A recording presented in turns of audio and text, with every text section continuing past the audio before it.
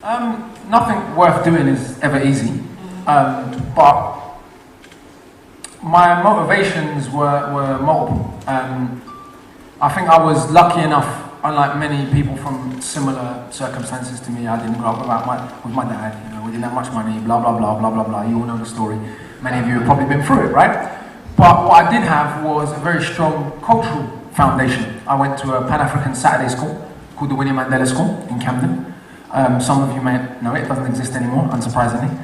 I went to, my stepdad was the stage manager at the Hackney Empire Theatre, which during the mid to late 80s was probably the leading African Caribbean theatre in the country. And what that meant was when I got to my teenage years, and I went through the thing that all young boys like me go through, police start searching you, teachers start treating you like you're dumb, even if you're a straight A student. And so you start to play up to that role and think, well, that's who I am then. That's the media representation of me. But I always had this nagging voice at the back of my head saying, well, you know better, you're just being an idiot. Why are your genes that low? Why are you hanging around with those lot who you know are going to get you in trouble or maybe get you killed? Why are you playing this particular role? Luckily, I came through that. But it's easy for me to then look back and say, oh, well, yeah, I came through it, so should you, which a lot of people from similar circumstances will do once they're quote-unquote successful. What I'd prefer to do is work with people from all backgrounds, but particularly from the so-called inner city or whatever you want to call it, to change a framework and a way of thinking and make people understand how this image we're fed, that is rebellious, to be on the roads and this and that, and it makes us look so cool, what that actually serves and who that agenda benefits. And what we can do to change the mentality. I'm not judging nobody, because if my life had gone differently, who knows where I'd be. But I think it's important to make people realize that the biggest weapon you have is here. And using that is what scares people, more so than us running around shooting and stabbing each other over nonsense. And so I feel like setting up an organisation like Hip Hop Shakespeare was very much about also taking this symbol that is the ultimate symbol of elite white racism, to be frank, intellectual racism, being Shakespeare. Not that necessarily he wanted to represent that, but that's what he's been used as a tool for. For me, just taking that, saying whatever.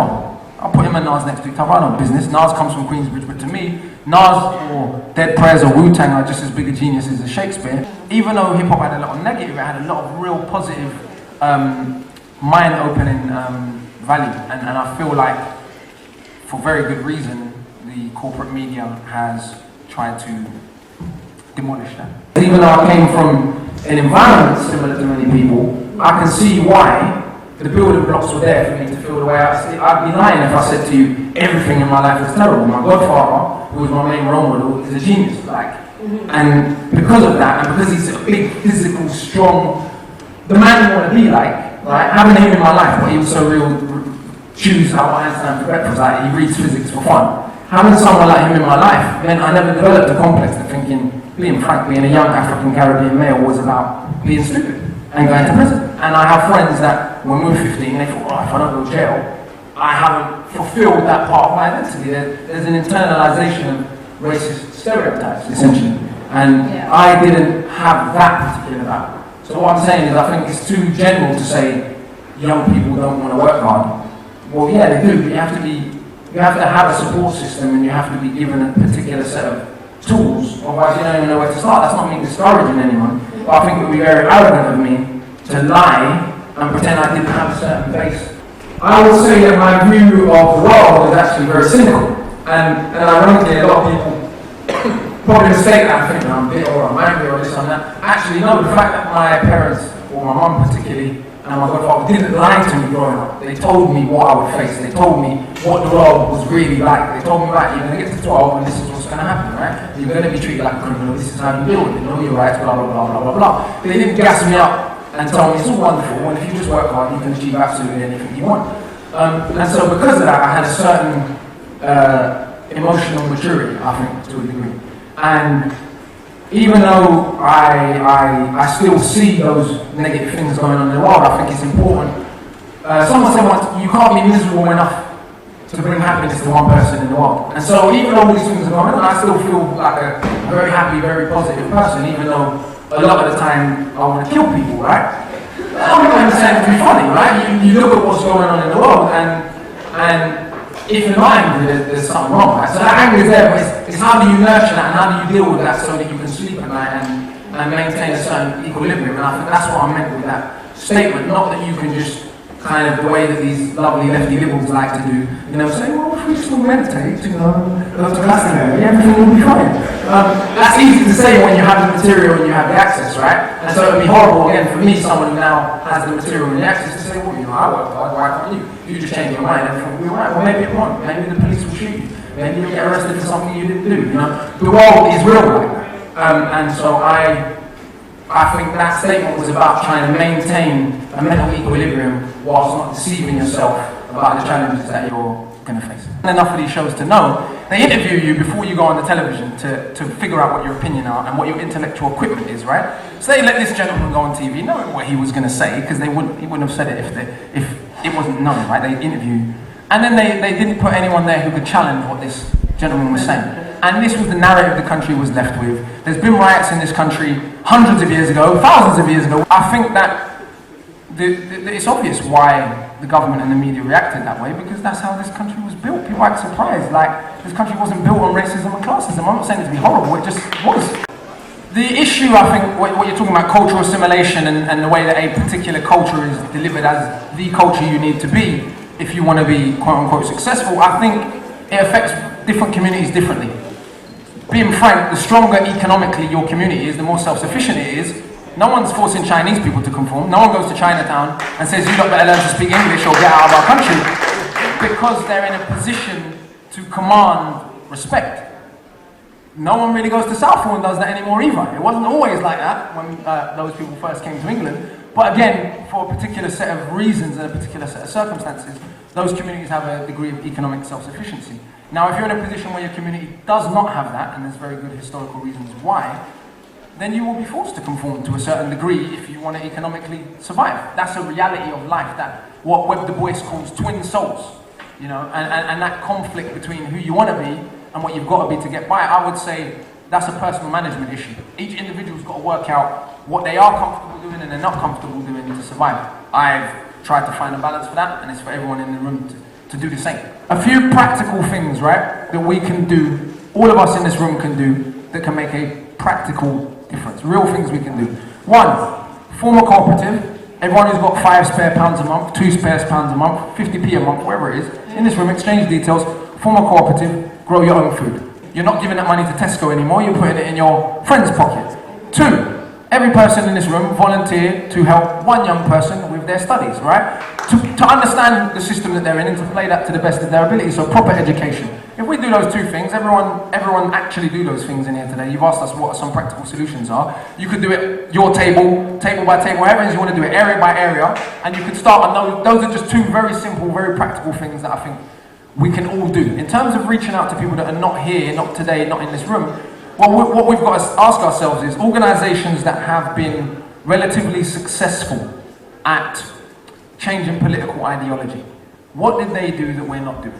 It wasn't the ideology that got people on side, it was practical things, food, clothing, shelter. So if we can't provide people that are not politicised with food, clothing and shelter, we're just another bunch of hot air. Education doesn't necessarily mean a degree. In fact, a lot of people who've got degrees are not that bright. Talk to young people, or to anyone who's got a brain. If we tell them that, you know, go to school, go to uni, get your A-levels, you'll get a great job, they're going to look at you like, am I a mug? Do I look like I was born yesterday? Right. So I think when we say education, let's be clear what it is we're trying to offer somebody. If you bullshit people, they'll know you're bullshitting them, right? And so I think education has to be more than, I mean, I don't went to uni, right? It has to be more than just getting a piece of paper for conforming, no disrespect to a certain degree, right? Then, no, I'm not knocking that. People do that and they go and get a job, great, but I think there has to be more, it's about giving people equipment and practical skills they can use in their life. And if you offer that kind of education, people might be a lot more responsive. But why are we always looking to get a job? Why are we not looking to build things in our community? Everyone basically provides you with what you need, because you're the person that grows onions to everyone in this room. You don't need a job anymore, right? Someone pays their light bill, another person, everyone should, it's about community now. And it's not going to get any easier, and it's not going to get any more, there's not going to be more access to these opportunities. It's going to get thinner and thinner and thinner, right? So we have to start preparing for that and understanding what we can build that gives us a certain degree of autonomy, rather than looking Yeah, but rather than looking, I'm not knocking no one who's got a job, everyone's got to eat, right? But what I'm saying is the dialogue's got to change from how do I get this to get a better job to how do I become more self-sufficient and less dependent on people that want me to drop down a vat of hot oil. And really the discussion of today is about the power of the word. A lot of people think of religious sentiment, and it is a religious sentiment not just in Christianity but in many of the ancient religions and many of the beliefs throughout the world, that the word is what came first. And obviously by the word, I don't presume they literally meant human beings or the universe started talking, but this belief that the word, all words are a metaphor and embody sort of something bigger than what is being expressed in the mere word. Of course, the word water is not the word water. Water is the title that people from the UK have put on the word water, but they have so much power to shape our beliefs, shape our understanding, words and language in a culture. You know, and I think hip-hop and spoken word is somewhere where that is particularly prevalent. You know, there's been a lot of stick given to hip-hop, particularly for some of the language that is used, for some of the words that are used, without really a larger look at the structure, should we say, of the music industry and who's in charge of the images and words and ideas that we see, and why particular words, thoughts and feelings are expressed quite regularly and are absolutely okay, but certain others are not. Particularly, I'm actually writing an article at the moment about international hip-hop and looking at some of the negative imagery in hip-hop music, particularly the violent imagery, that is overwhelmingly comes from young black males and is quite viscerally and deliberately directed at other young black males. That's made quite clear. It's not directed at the wider world. The words that are used make the intent of the spoken violence very clear, and society seems to find that absolutely perfectly okay, while still hailing that to be the cause of the violence from which these words were born. You know, NWA, the first ever acknowledged gangster rap group, right? They came out of violence in Compton. They didn't produce the violence. The violence preceded their very career, and they were speaking of the violence in that community. Yet this rap music is hailed as the cause of the violence. The word is hailed as being so powerful that it causes the violence, rather than just being a reaction to it. And it's this sort of interaction. I would accept that certainly if particular environments, social conditions, etc. already pre-exist, then we are very susceptible to the word. It can push us over the edge, but I wouldn't say it causes. I'd say it helps us to waver. And one thing I always say to young people, and I found really profound when I'm working with young boys in London, where, particularly in the inner city, this kind of, quite frankly, you know, anti-black hip-hop music has become so common we don't even question it. It's become so normal, and I say to young people, okay, put it this way, my mother's white, my father is black, right? My mother's white Scottish, my father's black Jamaican. If I were to refer to the other side of my culture, the Scottish side, with such visceral, racialized wording, right, and display intent to be so violent towards that side of my culture, do you think I'd get a record deal? Do you think I'd be on the radio? Do you think I'd be an international superstar selling millions of records? Like some people that are so disrespectful to that particular side are. And young boys are like, I've never really thought about that. Every time I've said that, that's never even occurred to me. Like, the fact that if you did it, right, and you're of mixed heritage, and if you did it in the other direction, because of the power of the word, not that people genuinely believe, if a rapper did that, everyone would just start going out and trying to kill Scottish people.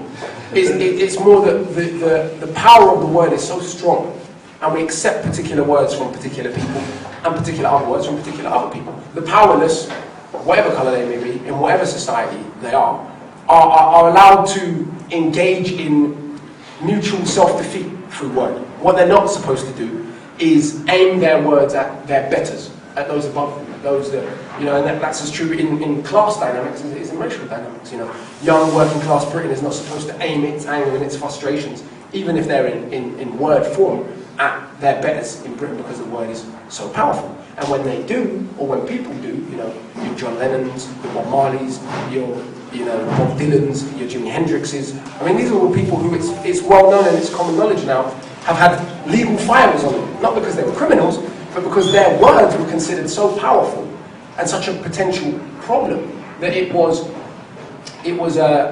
considered intelligent for law enforcement to follow these men, you know, to monitor these men, to see what their activities were. And in Bob Marley's case, of course, there was the attempted assassination, all through the power of the word. Bob Marley wasn't saying, I want to go around and kill anyone. Actually, his word was promoting peace. His word was promoting love, and in fact, in the politics of the Caribbean at the time, in international politics, peace wasn't clearly what was desired. So Bob Marley, for promoting peace, was shot in the heart. You know, he then fled to England, for those who don't know the story, and he made the album Exodus. And this is the power of the word. You know, they can either set us free or they can imprison us. And I see every day I work with young people all over the world. But in the UK particularly, because that's where I spend most of my time, I'm seeing more and more and more the use of particular words and particular phraseology. And even the idea that to have a limited vocabulary is some sort of, you know, sign of being from the hood, you know. Imprisoning young people. You know, us buying into the very classist idea that as young working class people, we're not supposed to be excellent with words. That's for those people. You know, that's for the Shakespeares as well. Ironically, Shakespeare himself didn't go to university. And part of the whole debate in Britain about did Shakespeare or did he not write his own work. I came to, just before I came to the UK, there was a documentary about did Shakespeare really write his own work. That debate of was Shakespeare really this excellent with his wording only exists because he didn't go to Oxford and Cambridge and Eton, and he wasn't the Duke of blah blah blah. You know, so even for Shakespeare, this how dare you be so excellent with your words and not have come through the proper conduits that are allowed, that are custodians of language. And hip-hop Shakespeare's been a really interesting experience for us in people's perception of the word, people's perception of who speaks and for whom and in what ways. And what I mean by that is the accent that we've come to believe is the proper British accent. Received pronunciation like this. The Queen's English, I believe we've come to know it as. That wasn't invented until 150 years after Shakespeare died, over 150 years, I'm going to repeat that. That way of speaking was not even invented when the greatest writer in England was alive. And Shakespeare still hailed as, you know, the godfather of English language. But no one thinks to explain that in Shakespeare's time, grammar was not formalized, so people played with grammar, played with the word. Spelling was not formalized, so people played with the way things were spelled. The dictionary was not formalized in the same way, so Shakespeare invented thousands of words. And this invention with language, when it happens now, is considered, you know, blasphemy against the English tongue. No, it's formalized now, that's it, it's done. You know, you can't add or take any words away to or from the English language unless you come through these custodians of the language. But the greatest writer in England, I won't say in the world, but which some people do, which I think is a little immature. When we start getting into is Shakespeare better than Rumi, we're getting into a silly place. But this man who's hailed as the king of British words didn't obey hardly any of the rules that have now become so common and so formalized in British speech. And it's interesting to me the way young people have reacted all over the world when they get that information. They're like, oh, well, I'm like, hold on a minute. I'm not saying because rap's violent it's a problem. Violence exists in the world. Art reflects that violence. It's how do we reflect that violence? You know, and is there a rounded picture of this community coming across so we get a full spectrum of the word? Shakespeare's work, someone I always like to refer back to, incredibly violent. The play Titus Andronicus, you know, one guy gets on another guy's nerves, he chops him to pieces, puts him in a pie and feeds him to his parents. Now, Biggie Smalls said that, everyone would say Biggie Smalls is crazy. You know, Biggie Smalls is crazy, he's a lunatic, you know, he's a gangster rapper. Shakespeare does it, and he's one of the greatest writers in the English language. And this comes back to who is allowed to take possession of the word, you know. And our use of words defines our reality. Our inability to use those words will create for us a much smaller reality than we could have if we had a larger grasp of those words. I mean, it's why actually I look at periods of history. If we take someone like Toussaint Louverture, who was a man who led the revolution in Haiti, which was the only fully successful slave revolution or enslaved revolution in transatlantic slavery. They beat the armies of the British, Spanish, and Napoleon Bonaparte at their peak. Right? On the island of Haiti, Haiti in 1804 was declared the first independent African republic in the West, or black republic in the Western world. Who was Toussaint Louverture? What made him, of all the people who'd been enslaved, be the leader, or that period the leader? He was one of the few who was permitted to read. Very simple fact, it would seem, you know. But why were people who are enslaved, and why are people today of particular classes still encouraged to stay away from education?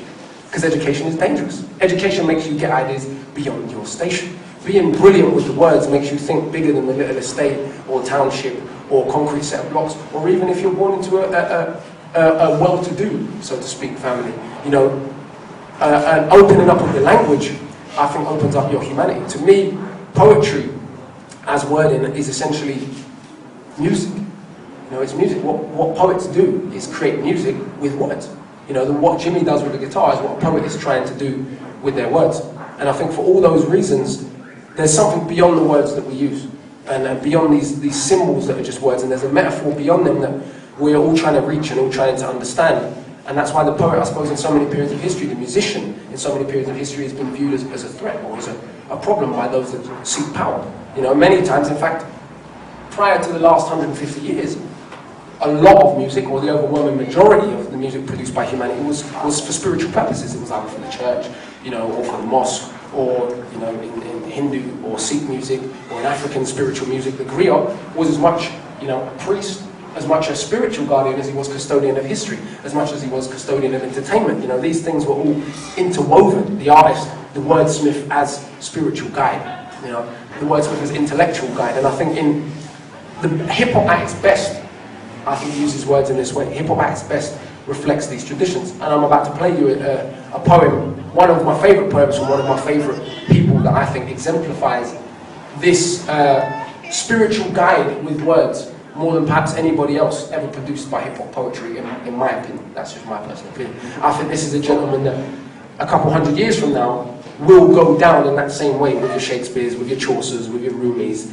you know, with your Wally Sonyakas, whoever else you could care to name. I genuinely think this gentleman is that good, and if you read any one of his books, the Dead MC Scrolls, She, or Set the Shotgun to the Head, I'm convinced that you'll come to the same conclusions. It's a gentleman named Saul Williams, for those who don't know. I did a show with Saul at the British Library, actually. And this is what I mean about the power of words. It's funny because in the UK, there are many hip-hop artists that are on the radio, you know, more than I am, that are on TV more than I am. But then when the British Library does a, and I don't mean this to sound arrogant, I'm just being honest, you know, when the British Library does a festival about the celebration of the English language, they don't ask the artists that are promoted commercially because they recognise that that's perhaps not the most excellent representation of language.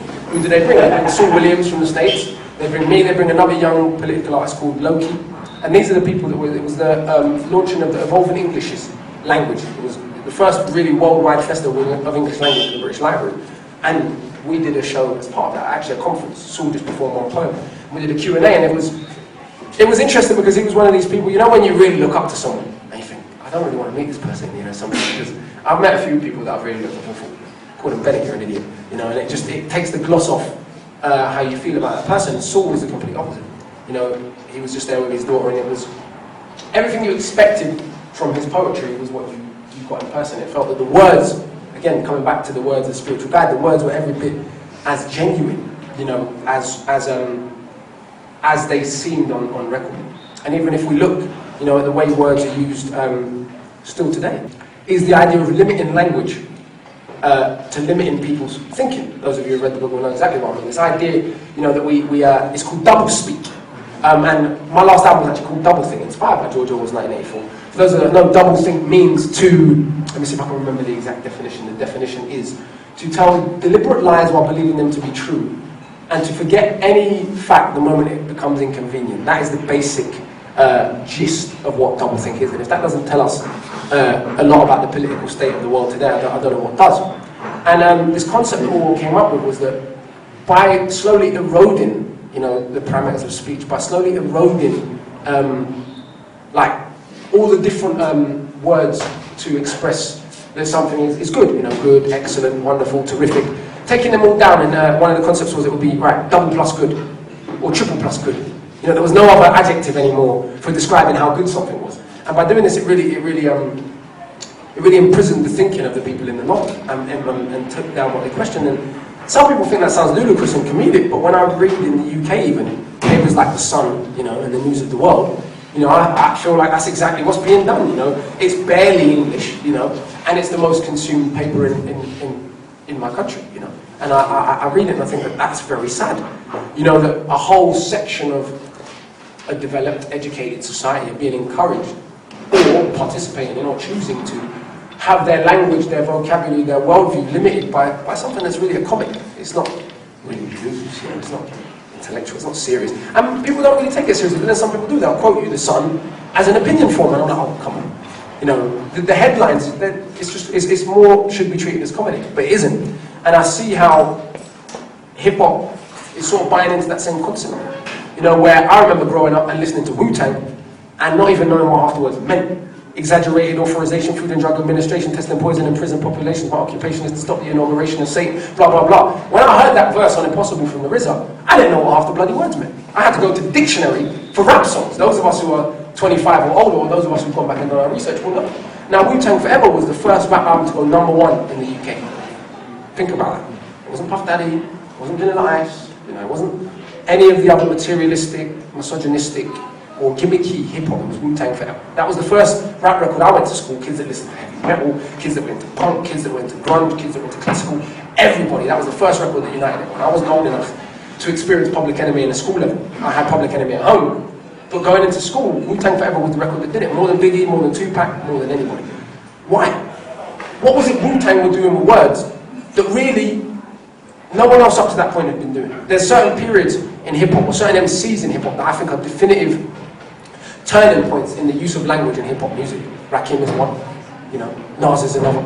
And I would say Wu-Tang belong on that same continuum where the language parameters of hip-hop will change forever. And all of a sudden, you could have a rapper from the projects of Staten Island literally sounding as if he was Shakespeare. And in fact, Wu-Tang took it to a level where you could use words like benevolent, and no one was going to question it. Rappers, that was, for me, it was like, that's where they took it. They took it to that archaic, medieval, English poetic language, coming from where they were coming from. And influenced by all of the philosophical, cultural doctrines of, the civil rights movement, the black power struggle, etc. So they had all these fusions of different influences of words, words like cipher. We use the word cipher every day, those of us in hip-hop culture, we don't even think about what it means. But this influence on hip-hop means that we will use this concept. We didn't just say circle. We don't call a cipher, for those who don't know, a cipher is when MCs stand in a circle and rap. Now we could have just used circle. Why did we pick the word cipher? Because of this influence of this Moorish, Islamic, but also, historical inflections on hip-hop culture. Makes us use words like cipher, or dropping knowledge, kicking science. We could just say rapping, But we use all these intellectual words that coming from anyone else would be considered quite geeky. But coming from rappers is really, it made knowledge cool. That's what hip-hop did for me. I got to an age where I was like, it's actually sexy to be intelligent. Because these people who I look up to so much, who come from some of the most negative environments on planet Earth, are expressing themselves in this way that is just incredible. It made reading books just seem like the most beautiful thing you could ever do. Kind of the way hip-hop sold Gucci to the world today. 15 years ago when I was a kid, it was selling me education. I went and researched tons of things because of rap records, and I know loads of people who did that. I went to see Wu-Tang perform at the Forum. I've got to be honest, I love the Wu more than I love probably any other entity in hip-hop. But I have to be honest, their live show is not so good. They haven't really taken the concept where they should have. They haven't got even a band yet. I don't mean to be critical of hip-hop legends, but they haven't. Yet still they can sell 3,000-4,000 tickets in London, having not had a record on the radio in 15 years. And they sold it 2 nights out, 2 nights in a row at a place called the Forum, without even having the whole group there. Then they did one of the main stages at Glastonbury. What does this tell you? This myth that, conscious rap doesn't sell. Intelligent rappers can't sell records, It's just a myth that people want to tell you as an excuse to not support a particular narrative coming from a particular place in society. Because I went to see Public Enemy also, just before I left, a week before I left. Again, another group that haven't had a hit record in maybe 20 years. Again, they sold 3,000 live tickets. Packed, jam. How is it people that haven't had a record on the radio in 20 years can sell 3,000 live tickets? I know rappers that had #1s 2 years ago that can't sell 3,000 live tickets in their own country. Think about it. Yet Public Enemy can come to London, can go to Berlin, can go to Australia, and it's not like it's one dynamic buying their records. It's not like it's one dynamic supporting them. The very same dynamic that we're told are the record buying, public, educated, middle class people with disposable income. That's the people who's paying £30 to go and see Public Enemy. So it's very interesting the way we're told that it can't sell, it won't sell. That's why we don't play it on MTV anymore, which I just think is a complete cop-out person. I think it's the power, coming back to what we're saying, the power of the word, the power of what Public Enemy was saying. You can't have middle-class, white English kids from Oxford forming an understanding with kids from the projects of New York. Because then how are you going to divide people? It's going to be very difficult. If your business, if your society is based on particular stratas, if you've got a music form and a set of words that can unite and enlighten different groups of people to different groups of people's plight, people that are told they're so radically different and they've got so much, different about one another, so little in common, you can't have a Chuck D, you can't have a Bob Marley, you can't have a Tupac, And then it becomes problematic. Because then we have too many groups of people coming together. We have too many groups of people recognizing a common humanity and a common narrative. Whereas I think the opposite happens when a particular stereotype is promoted within hip-hop. It reinforces those boundaries. It reinforces for people, yeah, I'm very different from those people. I've got no understanding of what's going on in the ghettos of New York or what's going on with black youth generally. Even for older black people. You know, my grandmother looks at rap records and is like, I don't know who these crazy people are. But if I play a Wu-Tang record, if I play a Dear Mama from Tupac, she'll understand it, right? If I play a Gil Scott Heron, she'll understand it, right? So it's what kind of hip-hop. If you play hip-hop that's going to alienate even me, and I love hip-hop, then what's it going to do to people who know nothing about hip-hop? And that's what it's achieving. This is the power of the words. What we're being fed, the words we're being fed every day that we're conditioned to accept, is that 1984 concept. You know, the restriction of our consciousness is having us pledge allegiance to or belief to things that have very little to do with human consciousness, potential, spirituality, have everything to do with keeping us divided and controlled and subservient, and not from achieving our full potential as individuals. To me, someone like Saul is an example of that achievement, but it's very interesting because despite his popularity, he's not promoted in that way. You know? Despite his cult status, despite his huge fan base, half the kids I talk to claim to love hip-hop and never heard of him. It's not their fault, he's just not promoted in that way. Why? I mean, I would put it to you that I took one of Saul's poems. He's got a poem called Pedagogue of Young Gods, which is another one of my favourite pieces of his. I've taken that into prison in the UK several times, and I played it to, you know, young people that are supposed to be, you know, the worst young people in Britain. And most of the time I get at least one set of tears from a Saul Williams poem. Because of what he's saying. What he's saying speaks particularly to a self-hate, you know, that comes out of being in the hood. And so many people who've never even heard that kind of narrative before just break down. You know, they might be used to listening to a Jay-Z or a DMX or whatever else. But Saul touches something in them and opens up something that can be potentially, I suppose, dangerous within humanity, the spiritual power of that word, you know. And so Saul's definitely someone who I think you should all go buy his albums, buy his books and study. You know, any utterance that is not encouraging humans to attain a higher level of consciousness, it will be disclaimed. We're not counting it. We're not even interested in that. You know, we're going to assassinate that. That's nothing to do with nothing. Don't worry about the fame and all that. You know, worry about eternity. Worry about 2,000 years from now, people looking back on what you were saying and realizing that you were part of a movement towards human beings having some goddamn sense. Pardon my use of the words. Don't want to offend anyone, but it's like, I mean, look around the world. You know, people talk about conspiracy theories. There's no need for conspiracy. We're a bunch of idiots. We don't need conspiracy. Look at what we're doing to each other everywhere on this planet. And what Saul is saying is, come beyond that, you know. And the very list that he's given, he hasn't given a list full of people that look like him. You know, he hasn't given a list from people that just come from the ghettos of America like he does, you know. He's given a list of icons from every culture, from every walk of life, from every time, saying, yeah, I might be a young black male from the hood of America. That doesn't mean I can't span beyond that with my words, with my thought process, with my mentality, and take possession of everything. Take influence from everything. And this is what I think is most important and what can be most limiting in the way hip-hop is used nowadays, where we've almost bought, you know, all around the world I go, young people generally, but young black people specifically, we almost bought an identity fed to us. But by whom? You know, Leo Cohen, you know, and Jimmy Iovine, and the rest of the people that own hip-hop music, they're not young, they're not black. Yeah, Lyle Cohen, you know, they're not from the hood. You know, but these are the people who own hip-hop. So whose definition of self are we taking? Why don't they promote Saul? You know, so it's for me very important that we understand there's not one way to be a human being. Whatever skin, whatever class, whatever gender that shell may be, there's a billion ways to be that. And I think what the best art does, hopefully, you know, is open us up to that. You know, I remember being 18, 19 years old, and a lot of the stereotypes I speak of now in my music, I was that guy. That's why I don't judge nobody, you know, because when I was 18 or 19, if you listen to my early stuff, you'd be like, that ain't the same guy. It's a different person. But life experience, knowledge, traveling, and listening to people like Saul literally changed my life, changed my mentality, changed my entire outlook. Which is exactly why those MCs are not being accepted and promoted. And this exactly comes back to what I was saying about the politics of class and race. If I were to disrespect my mother's side of my heritage, in the way that's become normal and acceptable for me to disrespect the father's side of my heritage, we can all accept I wouldn't have a career. In fact, I'd probably get arrested. You know, and so I think that's exactly why. But I also think that who cares if they're not being accepted, to be frank. You know, the very assumptions of a lot of Western intelligentsia you know, is that Africans are stupid. We have to be honest about that. There's still people in the 21st century stupid enough to believe that and to want to project that. Who cares? You know, the history of the continent is still there for all to see. Great Zimbabwe, the universities of Timbuktu, the 223 pyramids in Sudan, the libraries of the Songhai Empire, the Songbo Erido, which is a moat that's 20 meters wide, 70 meters deep, dug around an area of 400 square miles in Nigeria 1,000 years ago.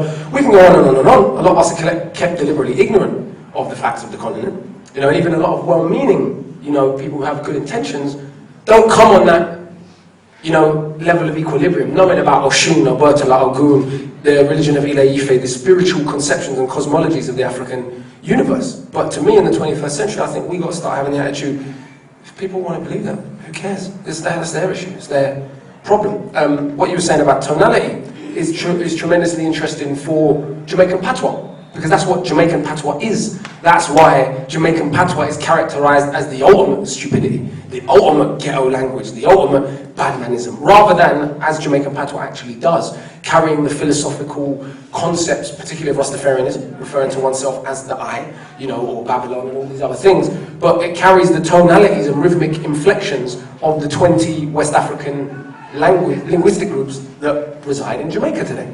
And so Jamaican speech, particularly where I come from, is constantly seen and viewed as the, like I said, the ultimate ghettoism, rather than being a representation of that particular group of people's strength to, under extremely strenuous circumstances, hold on to massive elements of their culture.